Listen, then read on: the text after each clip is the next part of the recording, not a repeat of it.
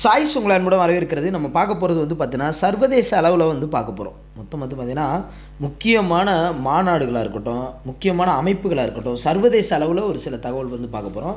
அதே மாதிரி வந்து பார்த்திங்கன்னா மாநாடுகள், சர்வதேச அளவில், அப்புறம் முக்கியமான திட்டங்கள், இந்த சென்ட்ரல் கவர்மெண்ட் சில திட்டங்கள் வந்து பார்க்க போகிறோம். இந்த மூணையும் பார்த்துட்டோம்னா ஒரு சாட்டிஸ்ஃபேக்ஷன் கிடச்சிடும். ரைட், பார்த்துருமா? அது ஃபஸ்ட் எடுத்துகிட்டு வந்து பார்த்தீங்கன்னா ஐநா சபை யோகா நிகழ்ச்சி நடத்தியிருக்காங்க.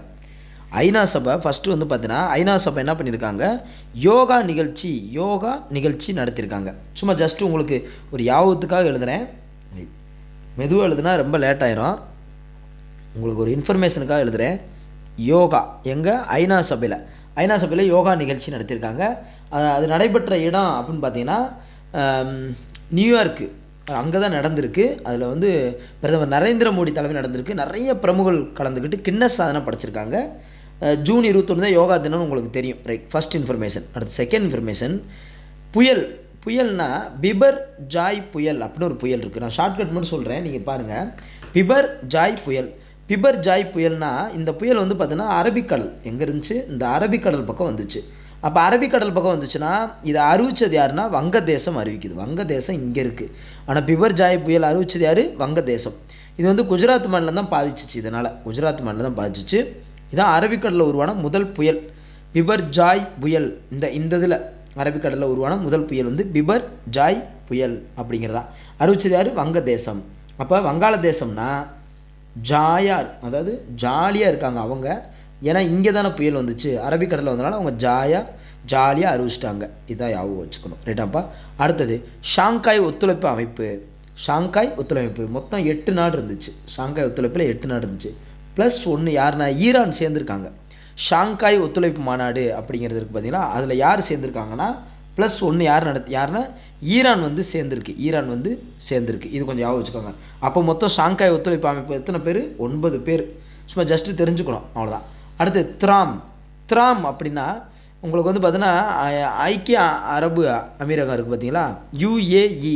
அந்த அரபு நாடுகளுடைய அந்த திராமையும் ரூபாவையும் இணைச்சி வணிக ஒப்பந்தம் நடந்திருக்கு. அதான் திராம்னா அரபு நாடு. அடுத்து உலகளவில் அரிசி ஏற்றுமதி வந்து பாசுமதி அல்லாத அரிசியை ஏற்றுமதி செய்ய இந்தியா தடை விதித்துள்ளது. பாசுமதி இல்லாத பிற அரிசி ஏற்றுமதி செய்கிறதுக்கு தான் இந்தியா தடை விதிச்சிருக்கு. அரிசி உற்பத்தியில் சீனா தான் ஃபஸ்ட்டு இடம். சீனா தான் ஃபஸ்ட்டு இடம் அரிசி உற்பத்தியில். அடுத்து வந்து பார்த்தீங்கன்னு வச்சுக்கோங்களேன், பௌத்த கலாச்சாரம் நேபாளத்தில் இருக்குது. அதே மாதிரி வந்து பார்த்தீங்கன்னா ஓரினம், அதாவது 2 பேருமே ஆணு கல்யாணம் பண்ணிக்கலாம், பெண்ணு கல்யாணம் பண்ணிக்கலாங்கிற கூட நேபாளத்தில் வந்து இது பண்ணியிருக்காங்க. ஆனால் பௌத்த கலாச்சாரமும் அங்கே தான் இருக்குது. அடுத்து வந்து மாநாடு, பிரிக்ஸ் உச்சி மாநாடு. இப்போ பிரிக்ஸ்னால் நல்லா கேளுங்க, இதில் ஷார்ட்கட்டு என்னென்னா, பிரிக்ஸ்னா கடைசியில் வார்த்தை என்னது? சவுத் ஆஃப்ரிக்கா தானே. அப்போ அங்கே தான் நடந்துச்சு பிரிக்ஸு. தென்னாப்பிரிக்காவில் தான் அந்த 15வது உச்சி மாநாடு நடந்துச்சு. 2, 4, 5 மொத்தம் 5 எழுத்து. ஸோ பிரிக்ஸ் மாநாடு 15வது உச்சி மாநாடு எங்கே நடந்துச்சு? சவுத் ஆஃப்ரிக்காவில் நடந்துச்சு. ரைட்டாப்பா. பிரிக்ஸோட உறுப்பினருடைய எண்ணிக்கை அப்படின்னு எடுத்துக்கிட்டால் 9 பேர். இப்போ எத்தனை பேர்? 9 பேர் இருக்காங்க பிரிக்ஸில். எப்படி நம்ம இதுக்கு முன்னாடி பார்த்தோமோ ஷாங்காய் ஒத்துழைப்பு மாநாட்டில் 9 பேர், ஈரான் தானே சேர்ந்துச்சு, அது மாதிரி தான் இங்கேயும் 9. ரைட். அடுத்தது ஃப்ரான்ஸில் வந்து அபாய உடைக்கு தடை. மத அடையாளங்களை குறிக்கக்கூடிய அபாய உடை உறுத்தக்கூடாதுன்னு ஒரு தடை வச்சுருக்காங்க. Right, okay. அடுத்து டேனியல் புயல். லிபியாவில் பெரிய வெள்ளத்தை ஏற்படுத்தியிருக்கு. டேனியல், இப்போ நம்ம சிங்கம் படம் பார்த்தோம். டேனியல்னா சிங்கம் படம் தான் ஞாபகம் வருவார். டேனியல் புயலான்னு சிங்கம் தான் ஞாபகம் வருவார். அதனால் டேனியல்னால் லிபியா அப்படின்னு சொல்லி கொண்டு போயிருங்க. அடுத்து வந்து பார்த்தீங்கன்னா பெண்கள் வந்து நாடாளுமன்ற உறுப்பினர் அதிகமாக இருக்கிற நாடு எந்த நாடுனா நம்ம இந்தியான்னு நினைக்கக்கூடாது. ருவாண்டா இந்தடா வந்துக்கிறேன்டா. ருவாண்டா அப்படின்னா ருவாண்டாவில் தான் பெண்கள் அதிகமாக இருக்காங்க. ரைட். ஸோ அடுத்தது வந்து பாஸ்போர்ட் வந்து பார்த்திங்கன்னா பின் பண்ணி வச்சுக்கணும். இப்போ பாஸ்போர்ட் கொண்டு போக மறந்துடுவோம், அதனால் பின் பண்ணி வச்சுக்கணும்னு சொல்லுவாங்க. அப்போ முதல் டிஜிட்டல் பாஸ்போர்ட் அறிமுகம் செய்த நாடு பின்லாந்து. பாஸ்போர்ட்டை பின் பண்ணி வச்சுக்காங்க, அவ்வளோதான். நீங்கள் மேலாக வாட்ஸ்அப் டெலகிராமில் பின் பண்ணி வச்சுக்காங்க அப்படிங்கிறது. அடுத்து வந்து பார்த்திங்கன்னா இந்த G20 இருக்குது பார்த்தீங்களா, G20 போன வருஷம் B20, இது ஞாபகம் வச்சுக்கோங்க. போன வருஷம் B20. ஸோ B20 மாநாடு போன வருஷம் டெல்லியில் நமக்கு 2023 டெல்லியில் நடந்துச்சு. இப்போ வந்து G20 மாநாடு இங்கே டெல்லியில் நடந்துச்சு. அவ்வளோதான். B20 இந்த வட்டம் G20, அவ்வளோதான். G20 வேறு அமைப்பு, B20 வேறு. சொல்கிறேன் உதாரணத்துக்கு. டெல்லியில் நடந்துச்சு. அதே மாதிரி 2+2 அப்படிங்கிற ஒரு பேச்சுவார்த்தை நடந்துச்சு இந்தியாவுக்கும் பிரிட்டனுக்கும். இங்கிலாந்து இருக்காங்க பார்த்தீங்களா, இங்கிலாந்துட்டு தான் நம்ம சுதந்திரம் வாங்கினா ரைட்டா. அப்போ என்னென்னா சுதந்திரம் அவங்ககிட்ட நம்ம வாங்கலை, நம்ம சுதந்திரத்தை நம்ம தேவையானதை எடுத்துக்கிட்டோம், அவங்கள வெளியே அனுப்பிச்சோம் ரைட்டா. 2+2 அப்படிங்கிற பேச்சுவார்த்தையும் டெல்லியில் தான் நடந்துச்சு. ஸோ G20 டெல்லி தான், B20 போன வருஷம் டெல்லி தான், 2+2வும் டெல்லி தான் ரைட். அடுத்து வந்து பார்த்தீங்கன்னா இப்போ எப்படி ஜாலியாக இருந்தாங்க ஒரு புயல் வங்காளதேசம்னு சொன்னாங்க அரபிக்கடலில், அதே அரபிக்கடலில் தேஜ் புயல் அப்படின்னு சொல்லி இந்த பக்கம் வந்துச்சு. தேஜ் உடல் தேய்மானம் ஆகிட்டே இருந்தால் என்ன பண்ணுவார், யமன் நம்மளை கூட்டு போயிடுவார். அப்போ யமன் வந்து ஒரு ஒளி வடிவத்தில் வந்து கூட்டு போயிடுவார். அப்போ ஒளி, தேஜ்னா என்னென்னா ஒளி. ஸோ ஏமன் நாடு தான், ஏமன் நாட்டு கரையை இது கடந்தது. தேஜ்னா சமஸ்கிருத சொல், பொருள் வந்து ஒளி, அரபிக்கடலுக்கான புயல் தேஜ். ஏற்கனவே நமக்கு ஒரு புயல் பார்த்துருக்கோம், என்ன புயல்னா ஏற்கனவே பார்த்த புயல் வந்து பார்த்திங்கன்னா நமக்கு வந்து பிபர்ஜாய் புயல் வங்காளதேசம் தான் அறிவிச்சிச்சு, பேரழிவு ஏற்படுத்துச்சு. அது மாதிரி தேஜ் புயல், இது வந்து என்னது தேஜ் புயல். அதுக்கப்புறம் பார்த்தீங்கன்னா மிதிலி புயல்னு சொல்லுவாங்க. மிதி மாலத்தீவில் போய் மிதி. அப்போ வங்கக்கடலில் இங்கிட்டு உருவாச்சு, மிதி அதான் மிதிலி புயல் மாலத்தீவில் வந்து உருவானது. மாலத்தீவு தான் பெயர் வைத்த நாடு. அதே மாதிரி மிக்ஜாம் புயல் இங்கே இருக்குது. ஜாமை பார்த்தாலே பூனை வந்து என்ன பண்ணிடும், மியாவுன்னு வந்துடும். அப்போ ஜாம்னா மியான்மர் தான் பேர் வச்சிச்சு. ஜாம்னா மியாம் தான் என்னது, மியான்மருக்கு பேர் வச்சது யார், மியாவுன்னு பேர் வச்சது யார், ஜாம்னா மியான்மர் ரைட். ஸோ இந்த புயலை பொறுத்தளவுக்கு இதுதான். அடுத்து வந்து பார்த்தீங்கன்னா வச்சுக்கோங்க, தேஜ் புயல் பார்த்தோமா. அடுத்து வந்து பார்த்தீங்கன்னா சிறுதானிய திருவிழா இந்தோனேஷியாவில் நடந்திருக்கு. சிறுதானிய திருவிழா இந்தியா அப்படிங்கிறத தாண்டி இந்தோனேஷியா அப்படின்னு நடந்திருக்கு. இந்தியா இல்லை இந்தோனேஷியா, அது சிறுதானியம்னா இந்தோனேஷியாவில் நடந்திருக்கு. அவ்வளோதான், சின்ன விஷயந்தான். சமபாலின திருமணம் நேபாளத்தில் நடந்திருக்கு. அடுத்து உலகின் 8வது அதிசயம் என்னென்னா என்ன சொல்கிறாங்கன்னா கம்போடியாவில் உள்ள அங்கோர் வாட். இதில் ஷார்ட்கட்டு என்னென்னா போடி தான். எங்கள் ஊர் தேனி பக்கத்தில் போடி இருக்குங்க, உண்மையாகவே செம்மையாக இருக்கும். 8வது அதிசயம்னா எங்கள் போடி மட்டும் சொல்லலாம் அப்படிங்கிற மாதிரி. அப்போ கம்போடியாவில் உள்ள அங்கோர் வாட், அப்போ கம்போடியா 8வது அதிசயம்னா கம்போடியா அப்படின்னு இருக்குல்ல. ஸோ அப்போ உங்களுக்கு போடிங்கிறது யாவும் வந்துடும், போடி. அடுத்தது 2050 பசுமை பயண திட்டம். நீங்கள் பசுமையாக எல்லாமே பயணம் பண்ணோம்னா இன்றைக்கி புல் வச்சாதான் இப்போ 2025 அடுத்து வரப்போகுது. 25 வருஷத்தில் நீங்கள் பசுமையான பயணத்தை பார்க்கலாம். அதுதான் பசுமை பயண திட்டம். நம்ம நார்வேவோட தான் கூட்டு வச்சுருக்கோம், நார்வே. அப்போ நாராக இருக்கணும், புல் செடி எல்லாமே நாராக இருக்கணும்ல, நார்வேயோட தான் கூட்டணி வச்சுருக்கோம். சரி சார், 2024 என்ன ஆண்டாக சொல்கிறான் ஐநா சபை, என்ன சொல்கிறாங்கன்னா ஒட்டக ஆண்டு, உலக ஒட்டக ஆண்டு. இப்போ ரீசெண்டாக வந்து பார்த்தீங்கன்னா நான் வந்து ஒட்டச்சத்திரம் வழியாக போகும்போது ஒரு சைடில் வந்து ஒரு ஹோட்டலில் வந்து ஒட்டகம் நின்றுருந்துச்சு. நானே என் ஒய்ஃபு பிள்ளைலாம் அதில் வந்து ஏறி சவாரி பண்ணோம். அவ்வளோ ஒரு புதுசாக இருந்துச்சு, அனுபவமாக இருந்துச்சு. ஒட்டகத்தில் போகிற ஃபீலிங்கே அது வேறு ஃபீலிங் தான் வச்சுக்காங்கவே. அப்போ அந்த ஒட்டகத்தை வந்து நாங்கள் ரீசெண்டாக இப்போ போயிட்டோம் உண்மையாகவே. அப்போ இந்த வருஷம் எங்களுக்கு ஒட்டக ஆண்டு தான் எங்கள் வீட்டில். நாங்கள் ஒட்டகத்தில் பயணம் பண்ணோம்ல, ஸோ அதுதான். பழனி போனாலும் அப்படியே அதே மாதிரி தான், குதிரை வண்டியில் சவாரி செஞ்சுருவோம், அப்படியே ஒரு ஜாலியாக ஒரு ட்ரிப்பு. அதே மாதிரி தான், ஏன்னா அதுகளுக்கும் அதாவது பார்த்தீங்கன்னா அவங்களுக்கும் ஒரு வருமானமாக இருக்கும். பாவம் அந்த விலங்கினங்களுக்கும் அதை நல்லா பார்த்துக்குருவாங்க. பரவாயில்ல, நிறையா பேர் சவாரி போனால் தானே அந்த விலங்கை நல்லா பார்த்துக்குருவாங்க, அது ஒரு சந்தோஷப்படும்ல, பரவாயில்ல அப்படின்ட்டு ரைட்டா. இல்லாட்டி அவங்களுக்கு இருக்கிற கோவத்தை அங்கே காமிப்பாங்கன்னு வச்சுக்காங்க. சும்மா சொல்கிறேன், ஒட்டக ஆண்டுனா 2024 ஒட்டக ஆண்டு. அப்போ இது உங்களுக்கு யாவும் இருக்குங்கிறக்க அதான் சொல்கிறேன். அடுத்து பனிச்சிறுத்தை தேசிய சின்னமாக வச்சுருக்காங்க. யாருன்னா கிர்கிஸ்தான். கிர்னாலே நம்ம இந்தியானா சிங்கம் சரணாலயம்னு சொல்லுவோம், அவங்க கிர்கிஸ்தான் அப்படின்னா பனிச்சிறுத்தை. நீங்கள் அந்த சிறுத்தையை வந்து பனிச்சிறுத்தை தானே, பக்கத்தில் போய் நீங்கள் வந்து அந்த சிறுத்தையை போய் ஒரு லைட்டாக கிஸ் பண்ணால் கூட ஒன்றும் பண்ணாது, ஏன்னா பனிச்சிறுத்தை தானே. அதான் கிர்கிஸ்தான் அப்படின்னு வச்சுக்காங்க. அடுத்து வந்து பார்த்தீங்கன்னு வச்சுக்காங்க, கடல்சார் எண்ணெய் கிணறு துளையிடும் கப்பல். எண்ணெய் கிணறு வேணும்னா ஒரு கப்பலே உருவாக்கி விட்டாங்க. கண்டிப்பாக இப்படிலாம் உருவாக்கியிருந்தால் யார், கடல்லையே ஒரு கப்பலில் அது ஒன்று. அப்போனா சீனா தான். இதில் பாருங்கள் இன்னொரு விஷயம், வாட்டிக்கன் இருக்குது பார்த்தீங்களா, வாட்டிக்கனில் இப்போ தான் பெண்களுக்கு வாக்குரிமை கொடுத்துருக்காங்க. 2023 கொடுத்துருந்துருக்காங்க. உலகின் கடைசி நாடும் அதுதான், வாக்குரிமை அளித்த கடைசி நாடு அதான் வாட்டிக்கனில். இப்போ தான் பெண்களுக்கு வாக்குரிமை கொடுத்துருக்காங்க. அடுத்து வந்து உலகின் 3வது பெரிய பொருளாதார நாடு எது தெரியுமா, ஜெர்மனி. ஜப்பானை மிஞ்சி ஜெர்மனி வந்துருச்சான். 2 ஜே தான் இருந்தாலும் ஜப்பானை மிஞ்சி ஜெர்மனி வந்துருச்சு அப்படிங்கிறாங்க ரைட். அடுத்து வந்து பார்த்தீங்கன்னா நேட்டோன்னு ஒரு அமைப்பு இருக்குது. நேட்டோன்னா இப்போ நம்ம டங்கிலீஷில் படிங்க பாருங்கவே, நேட்டோ அப்படிங்கிறத நாடு அப்படின்னு எடுத்துக்காங்கவே. நாட்டு ஸ்வீட்டு கொடுங்க, இப்போல்லாம் நாட்டு சக்கரை டீ கொடுங்க, நாட்டு தேன் கொடுங்க, நாட்டு ஏலக்காய் கொடுங்க, நாட்டு மிளகு கொடுங்கிற மாதிரி நாட்டு ஸ்வீட் கொடுங்க. அப்போ ஸ்வீடன் தான் இதில் சேர்ந்துருக்கு. 32 எத்தனையோ உறுப்பினர் சேர்ந்துருக்கு. நேட்டோவில் ஸ்வீடன் தான் சேர்ந்துருக்கு, 32 சேர்ந்துருக்கு. சுற்றுலா தலைநகர் அப்படின்னு சொல்கிறது நம்ம நேபாளத்தில் பொக்காரா நகர். பொக்காரா நகர் உட்காந்தா போதும், நேராக நேபாளத்தில் கொண்டு இறைக்கிறது. பார், இதே பார் இமயமலை, இங்கே பார் பனிமலை, இங்கே பார் பள்ளம் அப்படிங்கிற மாதிரி சுற்றுலா தலைநகர்னா நேபாளம். இதெல்லாம் வந்து பார்த்தீங்கன்னா சர்வதேச நிகழ்வுகள். சர்வதேச நிகழ்வுகள் இப்போ பார்த்துட்டோமா, ரொம்ப ஈஸியாக போயிடுச்சு உங்களுக்கு. ரைட். அடுத்தது மாநாடு. அடுத்தது வந்து மாநாடுகள். பொதுவாக வந்து பார்த்தீங்கன்னா டெல்லியில் நடந்த மாநாடுகள் மட்டும் பாருங்கவே. டெல்லியில் நடந்தது G20, முந்தின வருஷம் நடந்தது B20 முந்தின வருஷம் நடந்தது B20 நடந்துச்சு. அதுக்கப்புறம் பார்த்தீங்கன்னா கூட்டமைப்பின் இதெல்லாம் உச்சி மாநாடுகள் தான், உச்சி மாநாடு. அப்புறம் QUAD இப்படிப்பட்ட ஒரு அது இதுவும் இந்தியாவில் தான் நடந்திருக்கு. QUAD இதுவும் இந்தியாவில் நடந்திருக்கு. அடுத்து உலக சுகாதாரம் சார்ந்த ஒரு பாரம்பரிய மாநாடு குஜராத்தில் நடந்திருக்கு. அப்போ பாருங்கள், இது டெல்லி. இந்த ஒரு மாநாடு QAD இது ஒரு உச்சி மாநாடு, இது ஒரு கூட்டமைப்போட உச்சி மாநாடு தான். இதுவும் இந்தியாவில் தான் நடைபெற உள்ள நாடு இந்தியா. அடுத்து வந்து பார்த்திங்கன்னா உலக சுகாதார அமைப்பா, உலக பாரம்பரிய மருத்துவமா, இதுவும் குஜராத்தில் தான் நடந்திருக்கு. அடுத்து பாருங்கள் கடல்சார் மாநாடு மும்பை, ஏன்னா கடல் சம்மந்தப்பட்டது வரனால மும்பையில் நடத்தியிருக்காங்க. அப்படிப்பட்ட கடல்சார் இந்திய உச்சி மாநாடு மும்பையில் நடந்திருக்கு. அதே மாதிரி பாருங்கள் டெல்லி தானே, பாரதி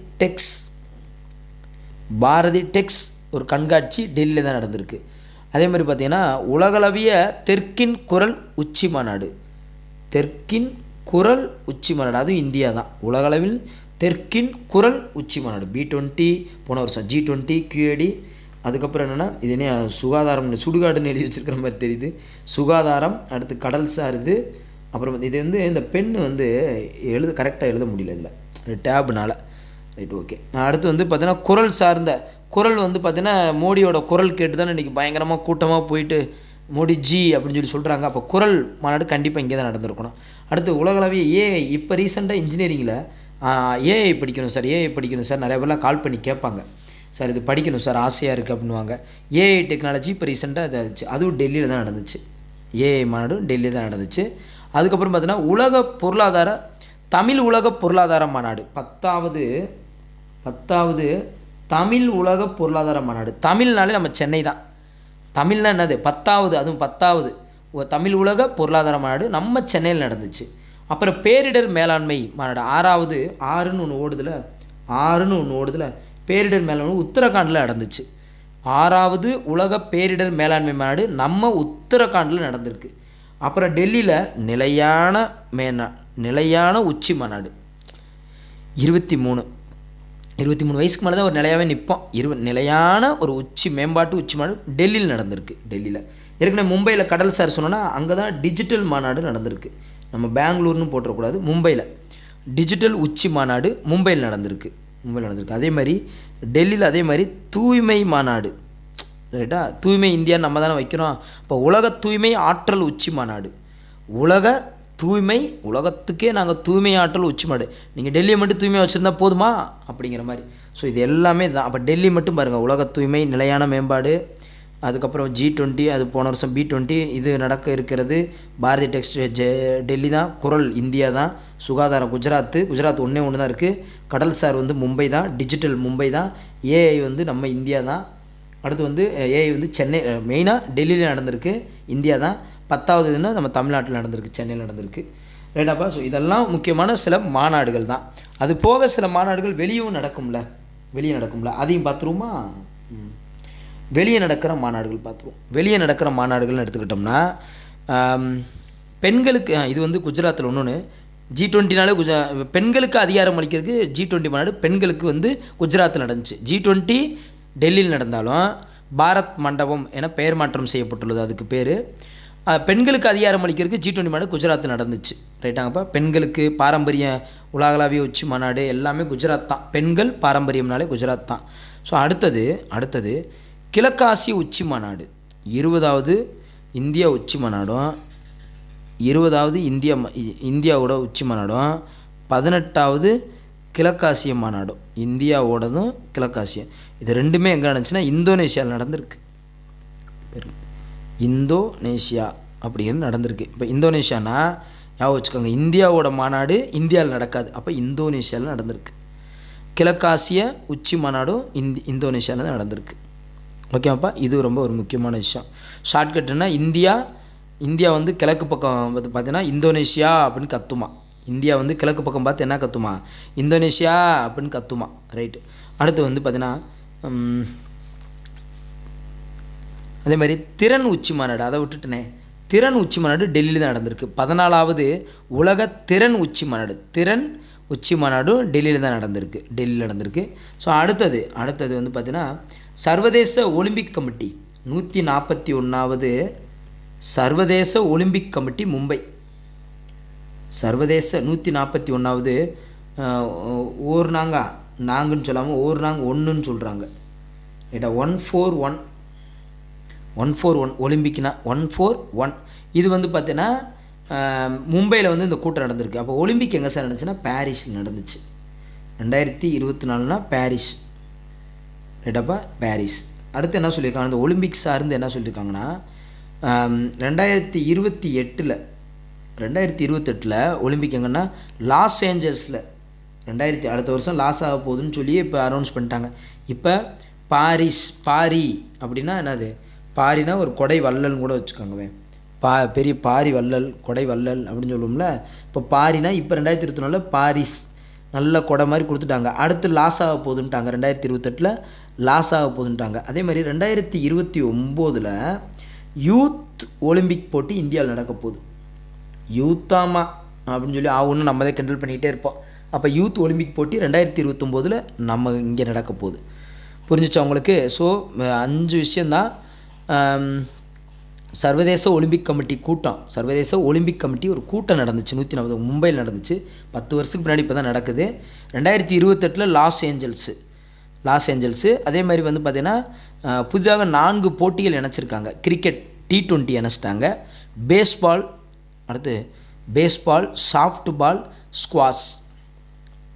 கிரிக்கெட் T20 ரைட், ஏன்னா நிறையா டெவலப் பண்ணுறதுக்காக பேஸ்பால், சாஃப்ட் பால், ஸ்குவாஷ் இந்த 4 விளையாட்டை இணைச்சிட்டாங்க. ரைட்டாப்பா.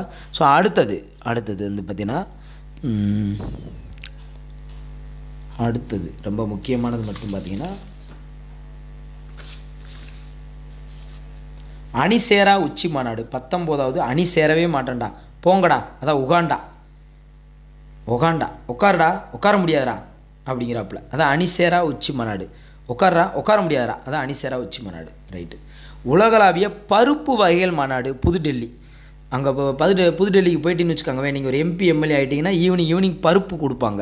நல்லா சுண்டல், நல்லா மொச்சப்பயிறு, நிறைய பருப்பு கொடுப்பாங்க. சாப்பிட்டு வந்துட வேண்டியதே, குரல் கொடுக்காமல் வந்துட வேண்டியதே நம்ம அப்படிங்கிற மாதிரி தான் இருக்குது. ஸோ அப்போ பருப்பு வகைகள் மாநாடுனா புதுடெல்லி, பருப்பு வகைகள் மாநாடு புதுடெல்லியில் போனால் பருப்பு கொடுப்பாங்க. ரைட்டாப்பா. உலக பாதுகாப்பு மாநாடு, பாதுகாப்புக்கு பயங்கர இம்பார்ட்டன்ஸ் கொடுத்துட்ருக்காங்க அரேபியா. உலக பாதுகாப்பு மாநாடு எங்கே? அரேபியா. உலக பாதுகாப்பு. அமைதினா கேரளா, பாதுகாப்புனா அரேபியா. பாதுகாப்பு கண்காட்சி, உலக பாதுகாப்பு ஒரு கண்காட்சியே நடந்திருக்கு. அதே மாதிரி உலக அரசாங்க உச்சி மாநாடு நடந்திருக்கு. உலக அரசாங்கம், உலக பாதுகாப்பு ரெண்டுமே. உலக பாதுகாப்பு வந்து அரேபியா, உலக அரசாங்க உச்சி மாநாடுனா துபாய். ஓகேவாப்பா? ஓகே. எதிர்கால அரசாங்கங்களை வடிவமைத்தல்ங்கிற அடிப்படையில் அரசாங்கம் துபாயில் நடந்திருக்கு. அமைதியாக இருக்கிறது கேரளா. நம்ம கேரளா எப்பயுமே அமைதியாக தான் இருக்கும், ஆனால் பிரச்சனை வந்து பயங்கரமாக வரும். ஏரியா அப்படி இருக்கும், நல்ல கிளைமேட், நல்லா அமைதியாக இருக்கும். பருப்புனா டெல்லியில் கிடைக்கும். அடுத்து நிலையான மேம்பாட்டு உச்சி மாநாடுனா டெல்லி தான். நிலையான மேம்பாட்டு உச்சி மாநாடு என்னது? டெல்லி தான். டிஜிட்டல் மாநாடு மும்பை, ஏற்கனவே சொல்லிட்டேன். டிஜிட்டல் மாநாடு மும்பை. அதுமாதிரி தூய்மை மாநாடுனா டெல்லி. ரைட். ஸோ இது மட்டும் ஞாபகம் வச்சுக்கிட்டால் போதுமானது. இதுதான். அடுத்து வந்து பார்த்தீங்கன்னா திட்டங்கள். ஸோ முக்கியமான திட்டங்கள் வந்து பார்க்க போகிறோம். இப்போ வந்து பார்த்தீங்கன்னா நம்ம தமிழ்நாடு திட்டங்கள் ஏற்கனவே ஃபஸ்ட் வீடியோவில் நம்ம பார்த்துருப்போம். ரைட்டாப்பா. எண்ணும் எழுத்தும் திட்டம், அடுத்து பிஸ்கட் வழங்கும் திட்டம்னா விழுப்புரம் 300 நாட்கள் கொடுக்குறது. எண்ணும் எழுத்தும் திட்டம் அப்படின்னா அந்த 1ஆம் வகுப்பு முதல் 3ஆம் வகுப்பு வரை செஞ்சது, அதெல்லாம் சொல்லிட்டோம். அடுத்து வந்து பார்த்தீங்கன்னா அம்பேத்கர் தொழில் முன்னோடி திட்டம், இது SC ST முனைவோருக்கான திட்டம். 18 வயது முதல் 55 வயது வரை 35% மானியம் கொடுக்குறாங்க. 35% மானியம் கொடுக்குறாங்க. இது அம்பேத்கர் தொழில் முன்னோடி திட்டம். அடுத்து வந்து பார்த்தீங்கன்னு வச்சுக்கோங்கவே, பிஎம் பிரணம் திட்டம். பிஎம் பிரணம் திட்டம். ஸோ கிட்டத்தட்ட வந்து பார்த்தீங்கன்னா மாற்று உரங்களை பயன்படுத்த மாநிலங்களை ஊக்குவிக்கும் மானியத் தொகை 50% வழங்குறாங்களாம். அதுதான் பிஎம் பிரணம் திட்டம். பிரணம் திட்டம் ரைட்டாப்பா? ஓகே. ஒரு அவேர்னஸ் கொடுக்குற மாதிரி இந்த மாற்று வகையில் உரங்களை பயன்படுத்தணும் அப்படிங்கிறது. அடுத்து வந்து போஷன் அபியான். போஷன் அபியான் இது பருவ பெண்கள், கர்ப்பிணி பெண்கள், பாலூட்டும் தாய்மார்கள், குழந்தைகள் ஊட்டச்சத்தை மேம்படுத்துது. பெண்களுக்கான ஊட்டச்சத்தை மேம்படுத்துறது போஷன் அபியான். உங்களுக்கு கொஞ்சம் புரோட்டீன் சத்து கம்மியாக இருக்குங்க, போஷன். அந்த போர்ஷனை கொஞ்சம் கவனிங்க. அப்படின்னு அப்போ உடம்புல வந்து என்ன சத்து கம்மியாக இருக்குது. அப்போ என்னென்னா உடனே போஷன் செயலி மூலமாக என்ன பண்ணிடுறாங்க, ஹெல்ப் பண்ணிடுறாங்க. 10 கோடி பேர் இது வரைக்கும் பயனாளர்களாக இருக்காங்க. அதான் போஷன் திட்டம் ரைட்டாப்பா? அடுத்து வந்து பார்த்திங்கன்னா அடுத்த விஷயம் வந்து பார்த்திங்கன்னா கோவர்தன் திட்டம். கோவர்தன் திட்டம் கோவர்தன் திட்டம். கோவர்தன் திட்டம் அப்படின்னா என்னென்னா இயற்கை உரங்களை சந்தைப்படுத்தலுக்கு மானியம் வழங்கும் திட்டம். ஒரு டன்னுக்கு 1500 ரூபா மானியம் மட்டும். இயற்கை உரங்கள் சந்தைப்படுத்தலுக்கு கோவர்தன் திட்டம். கோவிக்காதனே, இயற்கை உரங்களே போடனேன், ஒரு டன்னுக்கு 1500 ரூபா வாங்கிக்கணே, கோவிக்காதனே வானே அப்படிங்கிற மாதிரி அதான் ஒரு டன் ரைட்டாப்பா? ஸோ அதுக்கப்புறம் பார்த்திங்கன்னா அதே மாதிரி வந்து பார்த்திங்கன்னா தமிழ்நாடு அரசு அறிமுகம் பண்ணாங்க ஒரு திட்டம், முதல் 1000 திட்டம். முதல் 1000 சிறந்த ஆரோக்கியமான நாட்கள் திட்டம். முதல் ஒரு 1000 நாட்கள் ஆரோக்கியமாக இருக்கணும் அப்படிங்கிற தொடக்கம் வந்து பார்த்திங்கன்னா திமிரி ஆற்காட்டில் தொடங்கியிருக்காங்க கர்ப்பிணி பெண்களுக்காக. அது கொஞ்சம் ஞாபகம் வச்சுக்கோங்க. முதல் 1000 திட்டம். முதல் ஒரு 1000 நாளைக்கு கர்ப்பிணி பெண்கள், பிறந்த குழந்தைகளோட ஊட்டச்சத்து கவனமாக இருக்கணும், நம்ம ஆரோக்கியமான நாட்கள் திட்டம் தொடங்கலாம். அதே தான் அவங்க போஷன் அபியான் திட்டம். ஏன் அதை சொல்கிறேன்னு தெரியுதா உங்களுக்கு? அவங்க போஷன் அபியான் அப்படின்னு ஆரம்பிக்கிறாங்க. நம்ம முதல் 1000 நாட்களுக்கு 1000 முதல் 1000 அந்த 1000 நாட்கள் கர்ப்பிணி பெண்கள் வந்து கொஞ்சம் கவனமாக இருக்கணும் அப்படிங்கிறது தான் இந்த விஷயத்தான். அந்த ஊட்டச்சத்து எல்லாமே அந்த குழந்தைகளுக்கு எல்லாமே. அடுத்தது வந்து பார்த்திங்கன்னா mission Vatsalya. Mission Vatsalya. So mission Vatsalya திட்டம் அப்படிங்கிறது குழந்தைகளை பாதுகாக்கிறது, கடினமான சூழ்நிலையிலிருந்து குழந்தைகளை பாதுகாக்கிறது. அதுதான் மிஷன் வாத்சல்யா திட்டம். வாத்தியார் தான் குழந்தைகளை கரெக்டாக பாதுகாத்து கரெக்டாக ஸ்கூலுக்கு பாடம் சொல்லி கொடுத்து வீட்டுக்கு அனுப்பிச்சி விடணும். அதுதான் வாத்சல்யா திட்டம். அப்போ குழந்தைகளை பாதுகாக்கிறது முக்கியமான பொறுப்பே யாருக்கு தான் இருக்குது? வாத்தியாருக்கு தான் இருக்குது. அந்த மாதிரி வச்சுக்கோங்க. அடுத்து வந்து பார்த்தீங்கன்னு வச்சுக்கோங்க, அடுத்து வந்து பிஎம் எஸ்ஒய். அடுத்து பாருங்கள், பிஎம் எஸ்ஒய்எம் திட்டம். எஸ்ஒய்எம் பிரதான் மந்திரி ஸ்ரம் யோகி மன் தன் திட்டம். ஸ்ரம் யோகி மன் அதாவது ஓய்வூதிய திட்டம். அமைப்பு சாரா தொழிலுக்காக ஓய்வூதிய திட்டத்தை கொண்டு வராங்க. 18 to 40 வயசு வரைக்கும் 18 to 40 வயசு வரைக்கும் மாதம் 15,000 ரூபாய்க்கு குறைவாக ஊதியம் பெறும் அமைப்பு சாரா தொழிலாளர்களுக்காக. அப்போ என்னது, இதுக்கு நம்ம டங்கிலீஷில் என்ன சொல்லுவோம், சிம் அப்படின்னு சொல்லுவோம். SYM sim. பார்த்துக்காங்க. அப்போ நம்ம ஒரு சிம்முக்கு ரீசார்ஜ் பண்ண முடியாமல் கிடக்கிறோம், மாதம் 15,000 ரூபாய்க்கு கம்மியாக சம்பாதிக்கிறோம். 18 to 40 வயசு வரைக்கும் தான் நம்ம உழைக்க முடியும். ஸோ அப்படிங்கிற போது அந்த ஓய்வூதிய திட்டம் சிம் திட்டம். ஷரம் யோகியமாக நம்ம சம்பாரிச்சிக்கிட்டு இருக்கோம், ஏதோ ஒரு இடத்துல சம்பாதிக்கிறோம், நமக்கு ஏதோ உதவி பண்ணுறதுக்கு கவர்மெண்ட்டு ஸ்டெப் எடுக்கிறாங்க. கவர்மெண்ட் என்ன பண்ணுறாங்க, ஒரு ஸ்டெப் எடுக்கிறாங்க. ரைட். அடுத்தது வந்து பார்த்திங்கன்னா புதிய பாரத எழுத்தறிவு திட்டம். 2027க்குள்ளே 5 கோடி பேருக்கு கல்வி கற்கணும். எழுத்தறிவில்லாத 15 வயதுக்கு மேற்பட்டவர்களுக்கு கல்வி வழங்குவது. எழுத்தறிவே இல்லாத 15 வயசுக்கு மேலே இருக்கிறவங்களுக்கு ஒரு 5 கோடி பேருக்கு கல்வியை கற்றுக் கொடுக்கணும்.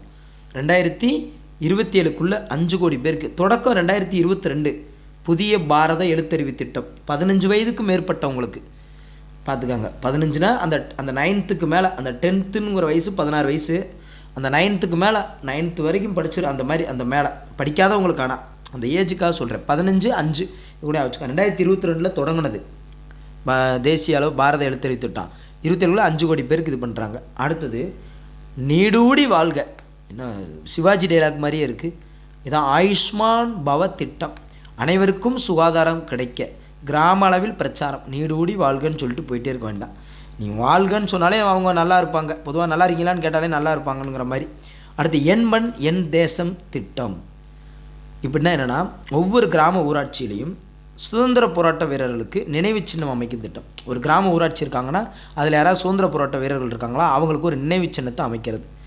அதான் என் மண் என் தேசம் திட்டம். என்னுடைய மண் என்னுடைய தேசம், ஒவ்வொரு கிராம ஊராட்சியிலையும் சுதந்திர போராட்ட வீரர்களுக்காக. அடுத்து வந்து பார்த்திங்கன்னா ஊக்கத்தொகை திட்டம். நம்ம யூபிஎஸ்சி இது பண்ணுறவங்களுக்கு ஒரு 1000 பேரை வந்து தேர்ந்தெடுத்து 7500 ரூபா வழங்குகிற திட்டம் ஊக்கத்தொகை திட்டம்னு சொல்லுவோம். காலை உணவு திட்டம்னா நம்ம ஏற்கனவே நம்ம சிஎம் வந்து இது பண்ணிகிட்டு இருக்காங்க. அது 2022 செப்டம்பர் 15 தொடங்கப்பட்டது. காலை உணவு திட்டம் விரிவாக்கம் செப்டம்பர் 15 இது பண்ணிகிட்ருக்காங்க. September 15 September 15 okay. அது புதுமை பெண் திட்டம் தான் செப்டம்பர் 5. காலை உணவு திட்டம், அப்புறம் கலைஞர் வந்து மகளிர் உரிமை தொகை திட்டம்னா செப்டம்பர் 15 தான். அதுவும் செப்டம்பர் அது வந்து இப்போ காலை உணவு திட்டம்னா 2022 செப்டம்பர் 15, ஏன்னா அண்ணா பிறந்தநாள்னால. கலைஞர் மகளிர் உரிமை தொகை திட்டம் 2023 செப்டம்பர் 15, 2023 செப்டம்பர், அவ்வளோதான். அந்த 2 டேட்டு தான். அது வந்து செப்டம்பர் 5 வந்து என்னன்னு பார்த்தீங்கன்னா புதுமை பெண் திட்டம். செப்டம்பர் 5 புதுமை பெண். மக்களை தேடி மருத்துவம்னா ஆகஸ்ட் 5, புதுமை பெண்ணா செப்டம்பர் 5. இந்த 5 அடிக்கடி வந்துக்கிட்டே இருக்குது, பார்த்துக்காங்க. அது வந்து ஆகஸ்ட் 5. மக்களை தேடி மருத்துவம்னா ஆகஸ்ட் 5. புதுமை பெண் அப்படிங்கிறது செப்டம்பர் 5. அது இல்லம் தேடி கல்வினா அக்டோபர் 19. இல்லம் தேடி கல்வி அப்படின்னா அக்டோபர் 19 இல்லம் தேடி கல்வி அப்படின்னா. ஸோ இந்த மாதிரி கொஞ்சம் சில விஷயங்கள்லாம் இருக்குது. Right, okay. ஸோ பார்த்துருமா இப்போ? ரைட். அப்போ காலை உணவு திட்டம் செப்டம்பர் 15 தான் தொடங்க. 2022 1ஆவதுலேருந்து 5ஆவது வரைக்கும் கிட்டத்தட்ட வந்து பார்த்தீங்கன்னா 1543 அரசு பள்ளிகளுக்கு ரொம்ப உதவியாக இருந்துச்சு. ஓகே, இது ஏற்கனவே நம்ம பார்த்துருக்கோம், அந்த ஃபஸ்ட் வீடியோலேயே நம்ம பார்த்துருக்கோம். ரைட்டாப்பா? ஸோ அடுத்தது ஆயுஷ்மான் பாரத் எண்ணிம திட்டம். ஆயுஷ்மான் நோயாளிகளுக்கு எண்ணிம சுகாதார சேவை வழங்குறது. 100 மருத்துவ சிறுதளங்கள் திட்டம் தொடங்குது. ஆயுஷ்னாலே இந்த சுகாதாரம் சார்ந்து வந்துடுது. அம்ரித் பாரத் ரயில் நிலையங்கள் திட்டம். 508 ரயில் நிலையங்களை மறுசீரமைப்பு பண்ணுறாங்க கிட்டத்தட்ட. அதில் தமிழ்நாட்டில் 18 ரயிலை வந்து மறுசீரமைப்பு பண்ணியிருக்காங்க. அம்ரித் பாரத் ரயில் அப்படின்னு எடுத்துக்கிட்டோம்னா. அடுத்து பிரதான் மந்திரி உச்சதார் சிக்ஷா அபியான். மாநில பல்கலை உயர்கல்வி தரத்தை மேம்படுத்துறது. அடித்தா சிக்ஸர் தான் சார். உச்சதார் சிக்ஷா அபியான். பிரதான் மந்திரியை விட்டுருங்க, உச்சதார் சிக்ஷா அபியான் அடித்தா சிக்ஸர் தான் சார். ஏண்டா அவ்வளோதான், யூனிவர்சிட்டியில் போய் உயர்கல்வி படிக்கணும் சார், அந்த மாதிரி இருக்கணும். அப்படி தான். ரைட், அவங்களுக்கு புரிஞ்சிச்சா? அடித்தா சிக்ஸர் அப்படிங்கிறது. அடுத்து விஸ்வகர்மா யோஜனா. கைவினை தொழில் இருக்காங்கள்ல, விஸ்வகர்மானா இப்போ கர்மா ஒன்று நீ என்ன செய்கிறியோ அதான் உனக்கு கர்மா பலிக்குங்கிறாங்க. அப்போ நீ ஒரு கைவினை தொழிலாளர் இருந்தால் உனக்கு அது வந்து நல்ல ஒரு பிரோஜனமாக இருக்கும். அதை விட்டு எனக்கு அது தெரில கடைசி வரைக்கும் உட்காந்துருக்கக்கூடாது. ஏதாவது ஒரு தொழிலை கற்றுக்க, நெசவு தொழில் ஏதாவது ஒன்று கற்றுக்கப்பா அப்படின்னு சொல்லுவாங்கள்ல. ஸோ அந்த மாதிரி திட்டம் தான். அப்போ விஸ்வகர்மானா உன்னுடைய கர்மா உனக்கு வேலை செய்யணும்னா எதாவது ஒரு கைவினை தொழிலை கற்றுக்கப்பா, அதான் விஸ்வகர்மா யோஜனா அப்படின்னு சொல்கிறாங்க. விஸ்வகர்மா யோஜனா செப்டம்பர் 17 2023 தொடங்கியிருக்காங்க. அடுத்து வந்து லக்பதி திதி திட்டம். என்னது திதியா? சுய உதவி குழுக்கள் மூலம் 2 கோடி பெண்களுக்கு திறன் மேம்பாட்டு பயிற்சி. அதான் நான் பார்த்தேன், 2 கோடியான கொடுக்குறீங்களான்னு நினச்சேன். பயிற்சி கொடுக்குறீங்களா? அதான் லக்பதி திதி திட்டம். எங்கே லக்கு வேணும் அதுக்கெலாம்? 2 கோடி பேருக்கு பெண்களுக்கு திறன் பயிற்சி கொடுக்குறீங்க அந்த சுய உதவி குழுக்கள் மூலமாக. அதில் யாராவது லக்கு இருக்கிறவங்க யாராவது தானே ஜெயிக்க முடியும், எல்லோரும் ஜெயிக்க முடியுதா? இருந்தாலும் கொடுக்கணும்ல அப்படிங்கிறதுக்காக கொடுக்குறாங்க. அதான் லக்கு. பெண்களுக்கு தான் ஒரு லக்குப்பா, பெண்களுக்கு திறன் மேம்பாட்டு பயிற்சி. 2 கோடி பெண்களுக்காப்பா. அடுத்து ஜன்தன் வங்கி கணக்குகள். 50 கோடி ஜன்தன் திட்டத்தின் வங்கி கணக்கு தொடங்கப்பட்டுள்ளது. இது வரைக்கும் 50 கோடி வங்கி. 2014 அவர் பிரதமர் மோடி சொன்ன விஷயம். ஜன்தன் வங்கி 50 கோடி பேர் இது வரைக்கும் ஜன்தனில் பேங்க் அக்கௌண்ட் ஓப்பன் பண்ணிட்டாங்க. ரைட்டாப்பா? ஸோ அடுத்து நான் முதல்வன் திட்டம் மார்ச் 1. நான் முதல்வன் திட்டம் மார்ச் 1. நான் தான் முதல்வன், என்றைக்கும் நான் தான் முதல்வன். மார்பில் தட்டி சொல்லுவேன், நான் தான் 1, நான் தான். 2022 தொடங்கினது. 2020, ஏன்னா 21 தான் அவர் சிஎம் ஆனார். சிஎம் ஆனால் நான் தான் முதல்வன் சொல்லுவாங்களா? அதுக்கு அடுத்த வருஷம் தான் சொல்லுவாங்க. ரைட்டா? 10 லட்சம் இளைஞர்களுக்கு திறன் மேம்பாட்டு பயிற்சி. இன்றைக்கி கல்லூரி எல்லாம் உங்களுக்கு பார்த்தா தெரியும். நான் முதல்வன் திட்டத்தில் ஒரு ஆன்லைன் எக்ஸாம்லாம் எழுதுவாங்க, உங்களுக்கு தெரியும். புதியவங்களுக்கு இதன் மூலமாக வேலை வாய்ப்பெல்லாம் நிறையா வந்து இது பண்ணிகிட்ருக்காங்க. அதான் நான் முதல்வன் திட்டம். ரைட்டாப்பா? ஸோ அதுக்கப்புறம் என்னென்னா ஊட்டச்சத்தை உறுதி செய் திட்டம். தமிழ்நாட்டில் ஊட்டச்சத்தை உறுதி செய்ய 6 வயதுக்குட்பட்ட குழந்தைகளுக்கு ஊட்டச்சத்தை உறுதி செய்யணும் அப்படின்னு ஒரு திட்டம் இருக்குது. அடுத்து முதல்வரின் பசுமை புத்தாய்வு திட்டம். ஏற்கனவே சொல்லிட்டேன், பசுமை புத்தாய்வு திட்டம் 2022 ஈரநிலம், அந்த காலநிலை, அந்த பசுமையானது எல்லாத்தையும் இது பண்ணணும் அப்படிங்கிறதுக்காக 40 இளைஞர்களை தேர்ந்தெடுத்து முதல்வருடைய பசுமை புத்தாய்வுக்கு பயங்கரமாக இது பண்ணிகிட்ருக்காங்க. இது கலைஞர் மகளிர் உரிமை தொகை திட்டம் உங்களுக்கு தெரியும். செப்டம்பர் 15, 2023 அண்ணா பிறந்தநாள் அன்னைக்கு 1.6 கோடி பெண்களுக்கு 1.1000 ரூபா வழங்குறாங்க. 1000 வழங்குறாங்க. ஸோ நிதி வந்து 7000 கோடி தேவை. அதுக்கு எத்தனாயிரம் கோடி? 7000 கோடி நிதி ஒதுக்கீடு பண்ணாங்க. இதே மாதிரி திட்டம் வந்து லக்ஷ்மி அப்படின்னா மேற்கு வங்காளத்தில் பண்ணாங்க. அடுத்து கிரகலட்சுமி அப்படின்னா கர்நாடகாவில் பண்ணாங்க. அது ஒரு லக்ஷ்மி. வெறும் லக்ஷ்மி பண்டார்னா மேற்கு வங்காளம், கிரகலட்சுமினா கர்நாடகா. அடுத்து வந்து பகானா யோஜனா, அது மத்திய பிரதேசலையும் பண்ணியிருக்காங்க. லாட்லி பகானா யோஜனா மத்திய பிரதேசலையும் பண்ணியிருக்காங்க. ஸோ பெருசாக உங்களுக்கு இல்லை. எங்கள் பள்ளி மலிரும் திட்டம் தமிழ்நாடு திட்டம் சொல்லிட்டேன். அடுத்தது வந்து பார்த்தா டெலி திட்டம். டெலி அதனையா டெலி லா 2.0 டெலி திட்டம். லா 2.0 சட்ட உதவிகளுக்கு, அதான் டெலி திட்டம். இப்போ திடீர்னு போடுறா போனு லா இருக்குது அப்படின்னுவோம். நம்ம எது எடுத்தாலும் சரி போடுறா போனுக்கு லா இருக்குது அப்படின்னுவோம். அதான் லா 2.0 டெலி திட்டம் அப்படின்னு சொல்லுவோம். அடுத்து உஜ்வாலா திட்டம். உஜ்வாலா 2016. உஜ்வாலானாலே உங்களுக்கு வந்து பார்த்தீங்கன்னா இலவச எரிவாயு கேஸுக்காக ஆரம்பித்தது. இந்த திட்டத்தை நீட்டிச்சு கொண்டு போய்கிட்டே இருக்காங்க. 2016 உஜ்வாலா கேஸுக்காக ஆரம்பித்தது. என் ரசீது என் உரிமை திட்டம். ஜிஎஸ்டி கட்டுறாங்கல்ல, ஜிஎஸ்டிக்கு நீங்கள் அப்படி சொல்லணுமா, பெருமையாக சொல்லணுமா, பார்த்துக்காங்க. பரிசு வழங்குறாங்களாம். நீங்கள் ஜிஎஸ்டி வரி செலுத்திட்டு வந்தால் உங்களுக்கு பரிசு வழங்குறாங்களா. என் ரசீது என் உரிமை திட்டத்தின் கீழே உங்களுக்கு ஜிஎஸ்டி பண்ணால் என்ன பண்ணுறாங்க பார்த்துக்காங்க, எப்படின்னு பார்த்துக்காங்க. அடுத்தது அடுத்தது வந்து பார்த்திங்கன்னா ஆஸ்வாச நிதி. ஆஸ்வாச நிதி திட்டம். பாலியல் குற்றங்களால் பாதிக்கப்பட்டவர்களுக்கு நிதி உதவி.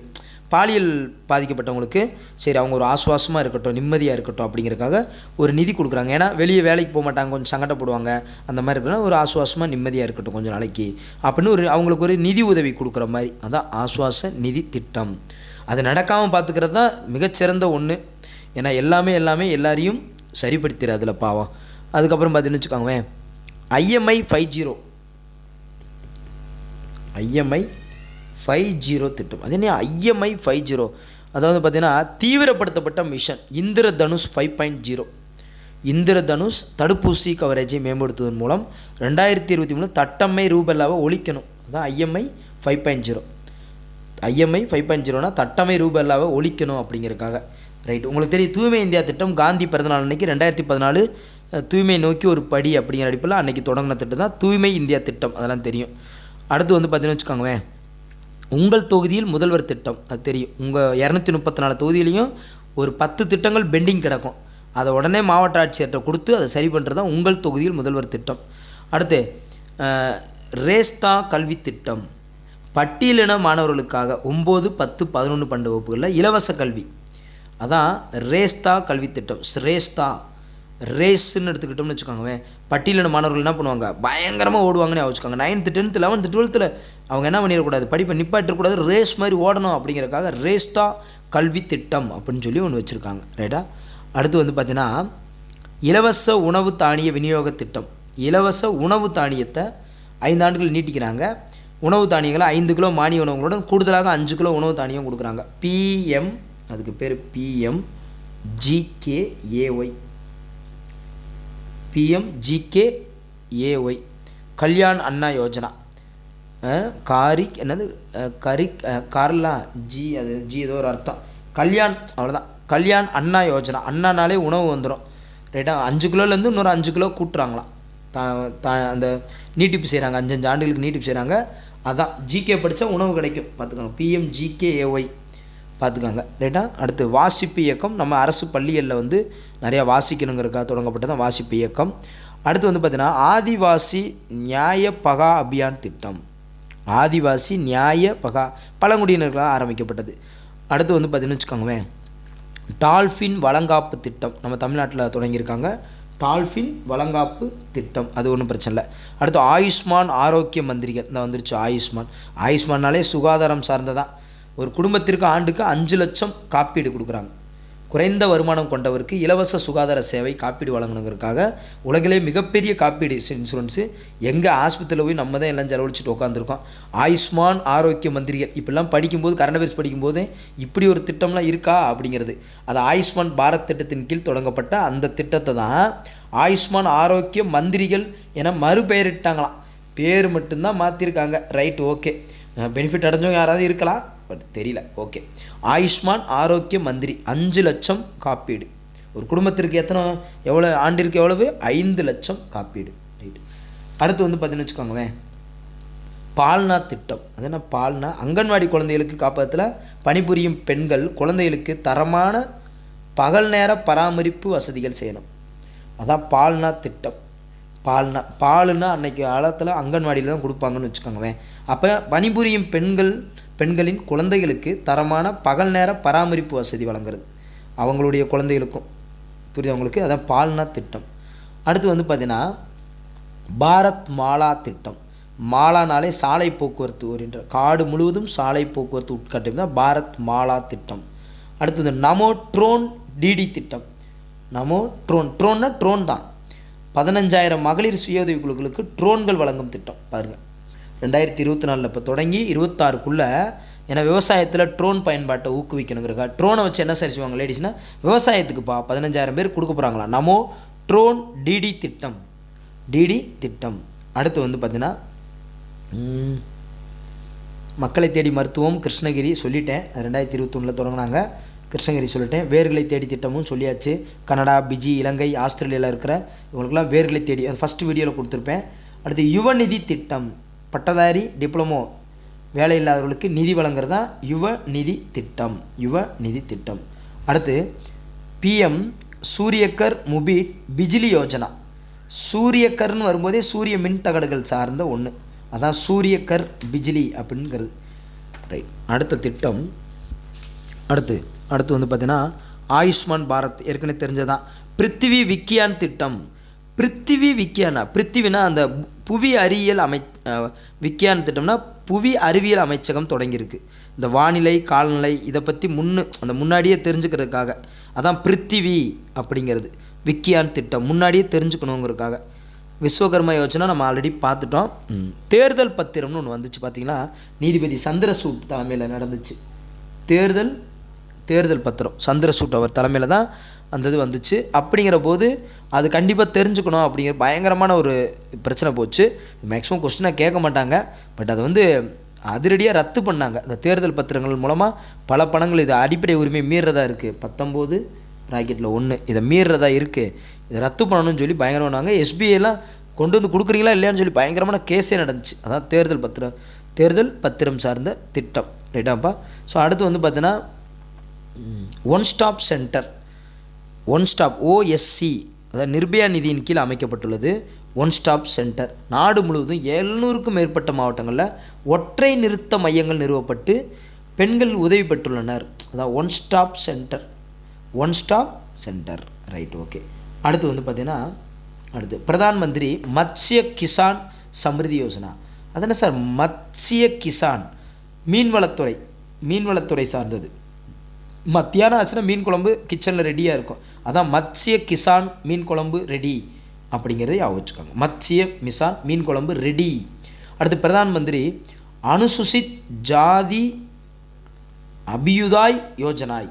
சார் அனுசூசித் ஜாதி அதிலே வந்துருச்சு ஜாதி. அப்போ சமூகம் மற்றும் கல்வி பின்தங்கிய சமூகங்களுக்கு குடியிருப்பு விடுதிகளை அமைப்பது, ஹாஸ்டல் கட்டுறது.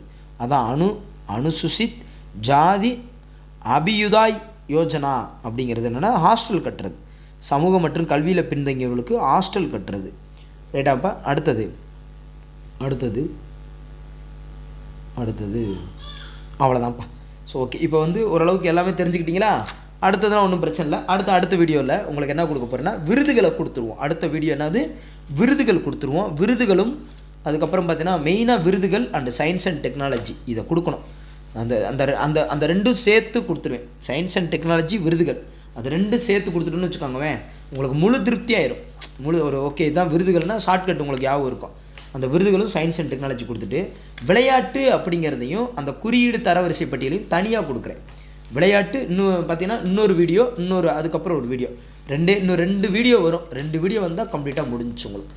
இன்னும் 2 வீடியோ வந்தால் கம்ப்ளீட்டாக முடிஞ்சிடும். அதில் குழுக்கள், அப்புறம் முக்கியமான புகழ்பெற்ற ஆசிரியர்கள், முக்கியமான ஆப் இருந்துச்சுன்னா அதையும் இன்னும் 2 வீடியோ கொடுத்தா உங்களுக்கு கம்ப்ளீட்டாக முடிஞ்சிடும். ரைட்டாப்பா? So thank you to all. Thank you. எவ்வளோ மணி நேரம் பார்த்துருக்கோம்? 40 நிமிஷம் பார்த்துருக்கோம். ரைட், சூப்பர்யா. Thank you to all. தேங்க்யூ.